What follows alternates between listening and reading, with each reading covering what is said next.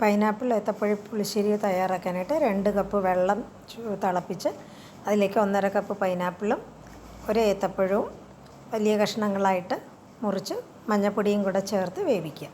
കഷ്ണങ്ങൾ നന്നായിട്ട് വേവുന്ന സമയത്ത് തേങ്ങയും ചുമന്ന മുളകും പച്ചമുളകും എരിവിന് ആവശ്യത്തിനുള്ളത് കൂട്ടുകയോ കുറയ്ക്കുകയോ ചെയ്യുക.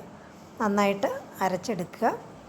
കഷ്ണങ്ങൾ നന്നായിട്ട് വെന്ത് വരുമ്പോൾ അതിലേക്ക് ഒരു 2 ടീസ്പൂൺ പഞ്ചസാരയും ഉപ്പും കൂടെ ചേർത്ത് നന്നായി വറ്റി വരുമ്പം അരച്ചു വച്ചിരിക്കുന്ന തേങ്ങയുടെ കൂട്ട് ചേർത്ത് തേങ്ങയുടെ പച്ചമണം മാറുന്നത് വരെ നന്നായിട്ട് തിളപ്പിച്ചെടുക്കുക. അതിലേക്ക് 1 ലിറ്റർ തൈര് നന്നായിട്ട് ഉടച്ച് കരിവേപ്പിലയും കൂടെ ചേർത്ത് ഒന്ന് ചൂടാക്കി എടുക്കുക. തിളപ്പിക്കരുത്. പതഞ്ഞ് വരുമ്പം തീ ഓഫ് ചെയ്തിട്ട് താളിപ്പ് ചേർത്ത ഉടനെ അടച്ചു വയ്ക്കുക. 2 മിനിറ്റിന് ശേഷം നന്നായിട്ട് ഇളക്കി ചോറിനൊപ്പം നമുക്ക് വിളമ്പാം.